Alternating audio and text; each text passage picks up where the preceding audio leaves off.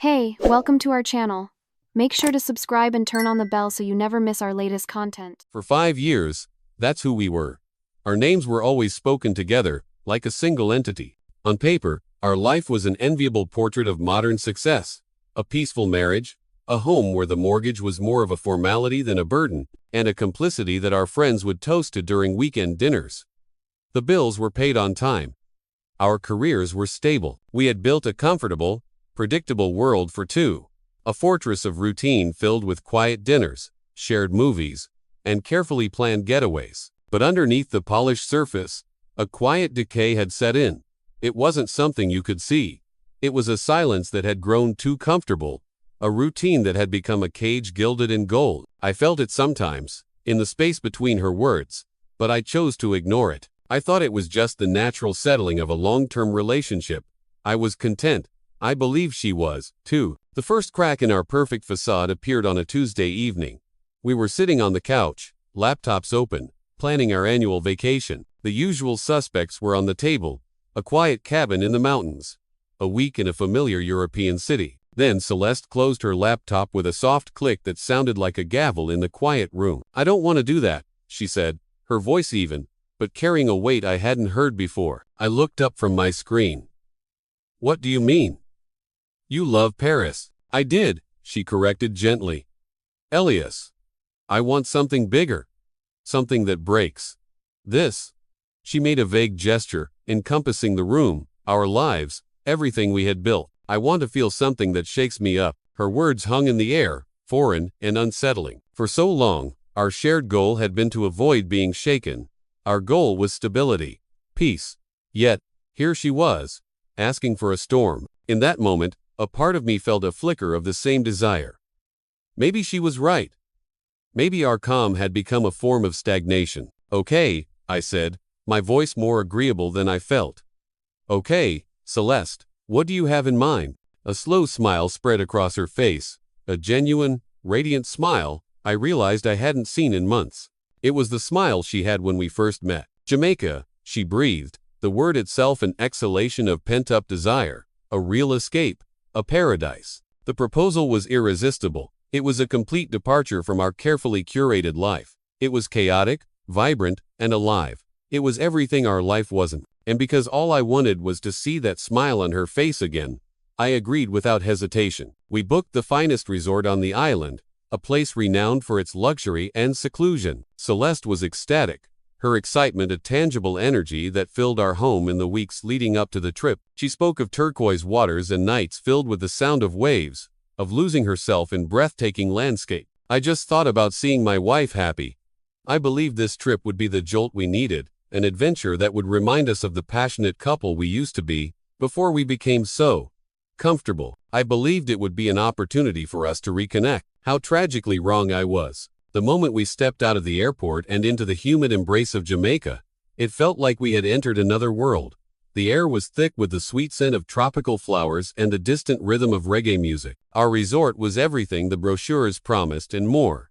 A private villa with a balcony overlooking an impossible blue sea. A welcome drink that tasted like sunshine. Everything was perfect, too perfect, perhaps. On our second day, over a breakfast of exotic fruits and freshly brewed coffee, we met him, Kian. He was the local guide recommended by the concierge, and he approached our table with an easy, confident stride. He wasn't just handsome.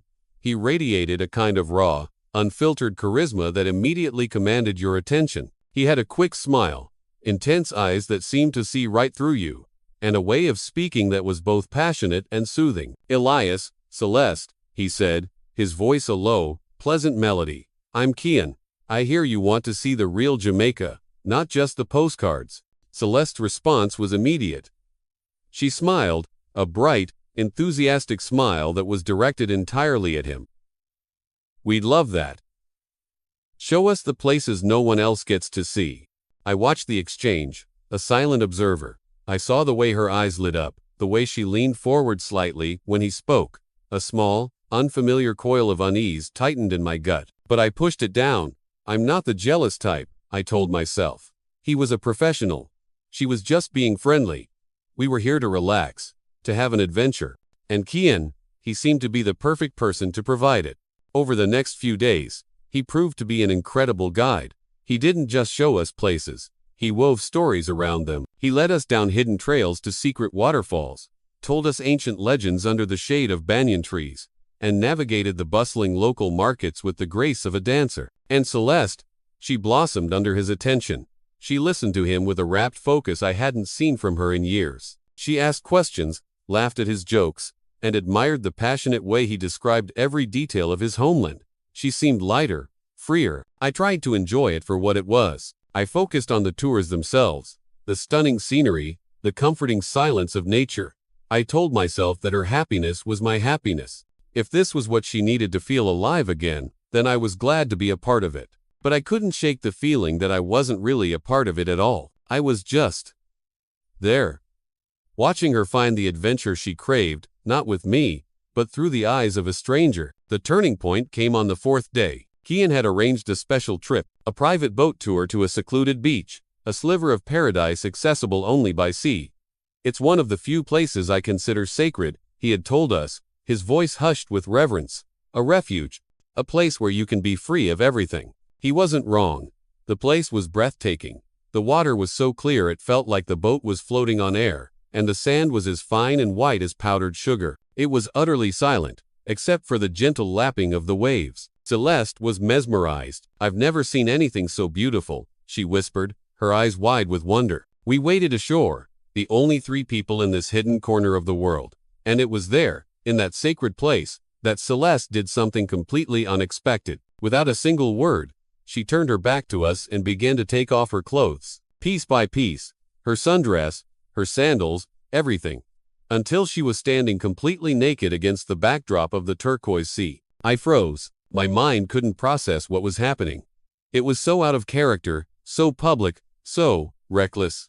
1,000 questions flooded my brain. Why? Who is this for? Is this for him? But Celeste wore a serene smile, as if this was the most natural thing in the world. She walked toward the water, her movements graceful and unhurried, and dove into the calm waves. I glanced at Kian. To his credit, he was the picture of professionalism. The moment he realized what was happening, he had averted his gaze, a flicker of surprise the only crack in his calm demeanor. Without a word, he quietly moved away, walking back toward the boat, giving us our space. But the space between Celeste and me had just become a chasm. I stood on the beach, a statue of confusion in a rising tide of indignation, watching her swim. When she finally returned from the water, her body glistening, that serene smile still on her face, the dam inside me broke. "What was that, Celeste?" I asked, my voice tight, strained. "What was what?" she replied, her tone airy, innocent. "That, taking off your clothes." In front of him. In front of a complete stranger. "What were you thinking?" "I was thinking that I wanted to feel the water on my skin," she said calmly, as if explaining the simplest thing. "I was tired of being tied to rules, Elias. I wanted to feel true freedom." It was an act of personal liberation. Liberation. The word felt like a slap. This wasn't liberation. This was disrespect. To me, to our marriage, to the guide who had, until that point, been nothing but respectful. Liberation? I shot back, my voice rising. Or an exhibition. It was embarrassing, Celeste. For me. And for him. The smile finally faded from her face, replaced by a cool defensiveness. "You wouldn't understand. You're happy in your comfortable little box.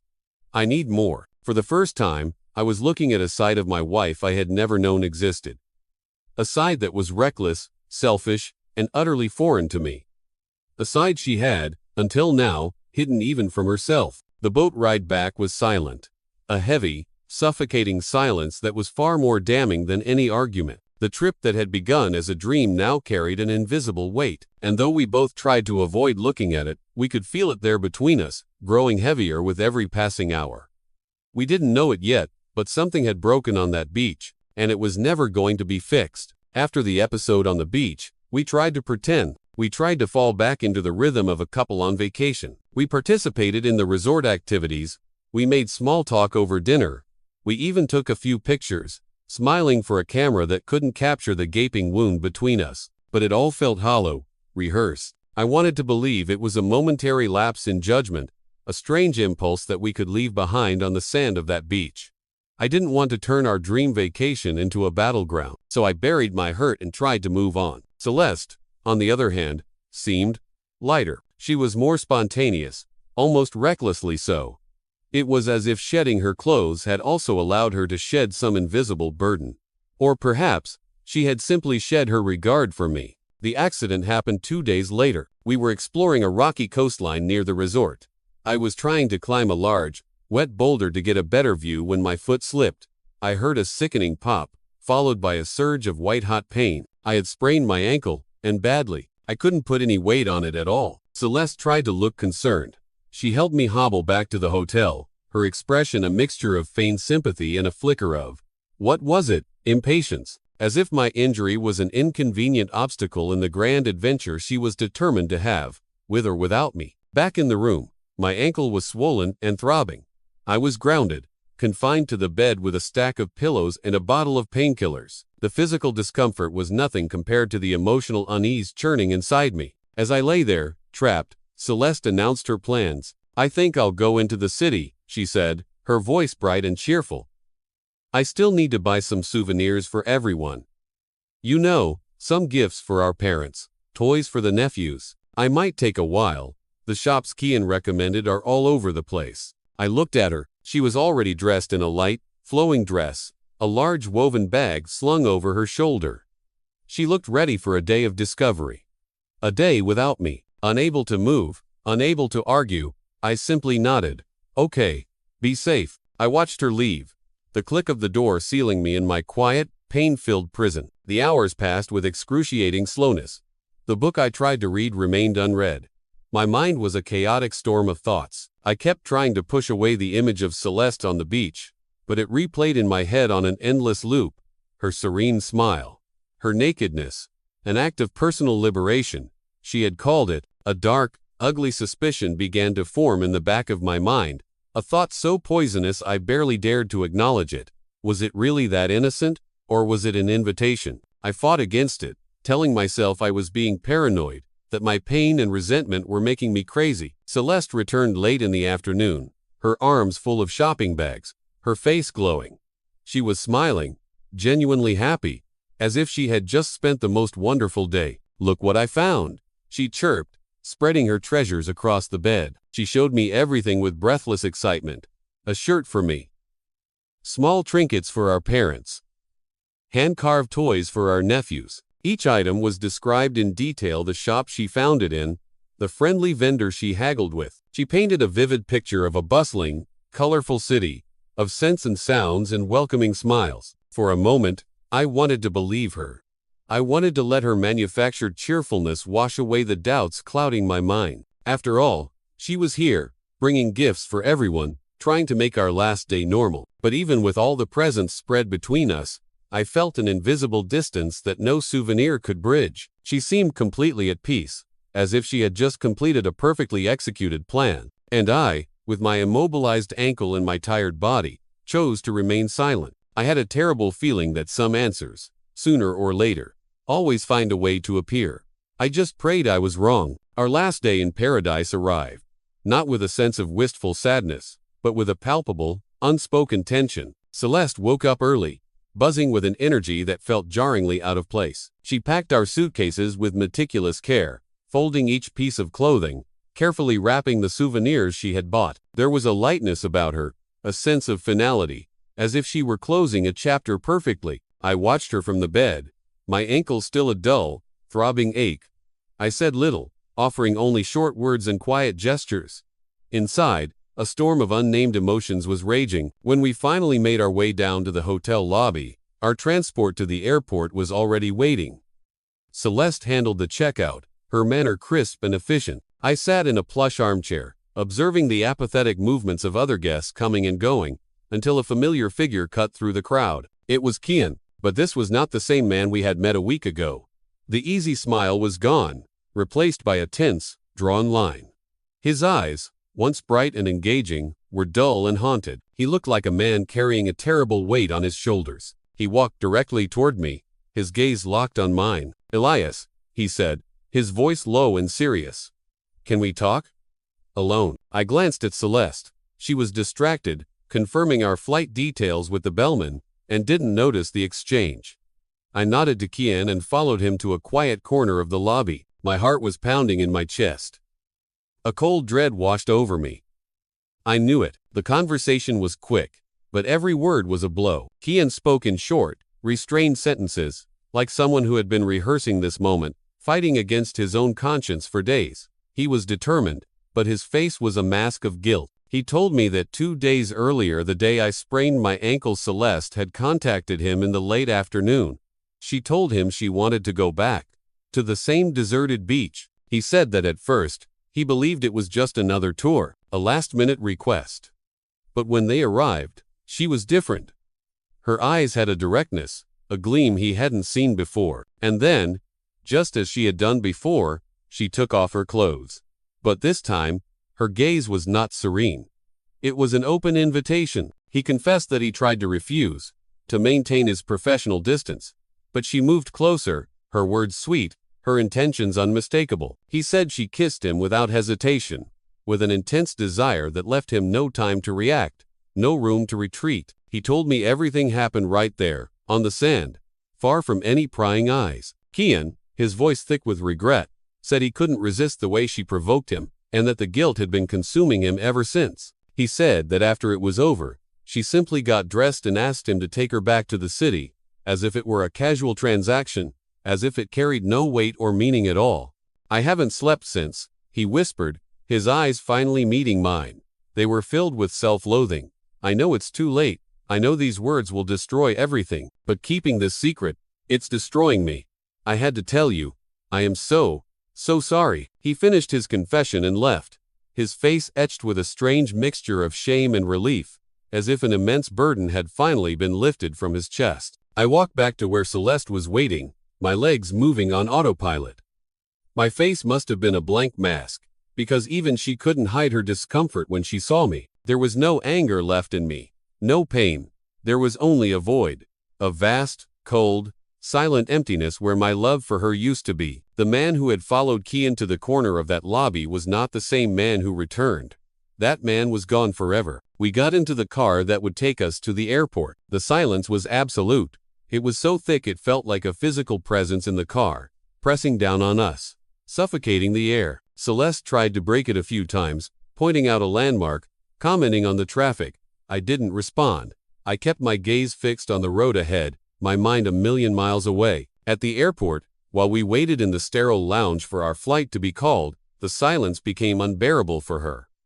She fidgeted with her phone, rearranged the bags, looked everywhere but at me. I remained motionless, a statue carved from ice. And then, I decided to speak. My voice, when it came out, was firm, devoid of emotion. It was the voice of a stranger. I spoke with Kian at the hotel, I said, not looking at her. I felt her stiffen beside me. Oh, she said, trying to sound casual. What did he want? I let the question hang in the air for a long moment before I finally turned to look at her. I met her eyes with a coldness that made her flinch. He told me everything, Celeste. I watched the color drain from her face. He told me about your second trip to that beach, I continued, my voice a flat monotone. The one you took while I was back in the room, with my ankle propped up on pillows. He told me how you asked him to take you there. How you took off your clothes, again. But how this time, it was an invitation. I recounted every detail Kian had confessed, repeating his words almost verbatim. I spoke of her seduction, of the kiss, of what happened on the sand. I spoke as if I were reading a weather report, my tone detached, clinical. I wanted every syllable to be a precise, clean cut. I was no longer feeling the warmth of any emotion. I had crossed a threshold into a place beyond anger or pain. There was only a dry, barren wasteland inside me. Her face trembled. Tears began to well in her eyes, but she fought to hold them back. Her hands were unsteady. She looked like she was at her limit, but she remained silent, unable to muster the courage to deny it, to even try to make an excuse. He told me he regretted it, I said, my gaze unwavering. He was filled with shame, but his regret doesn't change the fact that you were the one who made the choice. You took the first step. He told me that if he hadn't confessed, you would have come home and pretended nothing happened. You would have kept that secret forever, wouldn't you? She finally tried to say something, but her voice came out as a weak, trembling whisper. Elias. I turned my gaze away.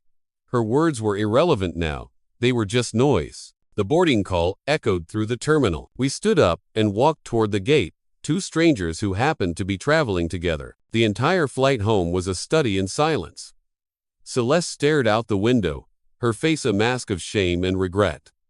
I stared straight ahead, my mind already working, planning, moving on. My body was on that plane, but my soul had already departed. When we walked through the front door of our home, the place that had once been our sanctuary now felt like a mausoleum. I went straight to the bedroom. I pulled out a small suitcase and began packing, my movements quick and efficient. Clothes, toiletries, my laptop. Celeste ran after me, her voice finally breaking, pleading, Elias, please, please, don't. We need to talk. I was confused. I made a terrible mistake. We can get through this. She tried to grab my arm, her touch desperate. I pulled away, not with aggression, but with a firmness that was absolute. There would be no more contact. I've already heard everything I need to hear, I said, my voice dry as dust. I zipped the suitcase shut. There is no more conversation.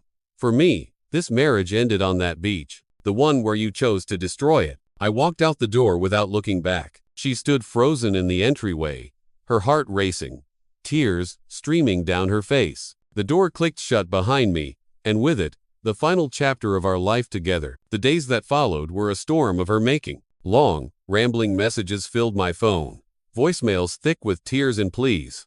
She begged for meetings, said she was willing to do anything to reverse what she had done. I didn't respond. It wasn't a punishment. It wasn't a game of silence to make her suffer. It was simpler than that. For me, that chapter was closed. There was nothing left to say. The person she was pleading with no longer existed. The divorce process was swift and clinical. There were no fights, no resistance from my end. She offered a division of assets. I accepted. I asked for nothing beyond the definitive separation. The house, the car, the furniture, every object that had once represented our shared dreams was split between us, but I felt no attachment. It was just stuff. She tried to involve our mutual friends, asking them to talk to me, to convince me to at least listen, but my door remained closed. There was no more room for her in the path I had chosen. What no one expected, least of all her, was how quickly I moved on. Months later, when many of our old friends still believed I was suffering in silence, I moved to another city, far away from everything and everyone that reminded me of my old life. I started over in complete anonymity. I poured myself into my work, rebuilding my daily routine from the ground up, but this time with a new, hardened perspective on people and relationships. About a year after the divorce, a friend told me he had heard I was seeing someone. He was right. I had met a woman, someone simple and kind, someone who, as it turned out, had survived a similar betrayal in her own past. There was an unspoken understanding between us. We didn't have to explain our scars. With her, I found peace, not because I forgot what I had lived through, but because I finally understood that you can't heal a wound by trying to revive the thing that caused it. Some things, once they die, should stay dead. Meanwhile, Amanda remained stuck in the past. I heard through the grapevine that she continued to live in the same house, surrounded by the same furniture, the same memories. She was facing the reflection of her choices day after day. I was told she never managed to rebuild a serious relationship. Men would approach her, but they would soon drift away, sensing the emptiness she carried in her eyes. A neighbor once commented to a mutual friend that she had aged quickly, as if she were carrying a weight her body could no longer bear. That trip to Jamaica, which began as the promise of a new chapter, became the bitterest memory of her life. The freedom she had so desperately craved had become her prison. And I, even with the scars that will forever remain etched on my heart, understood the final, painful truth. Sometimes, the greatest victory isn't about forgiveness or reconciliation. Sometimes, it's about having the courage to close the door, lock it behind you, and move forward, without ever carrying the burden that belongs to someone else.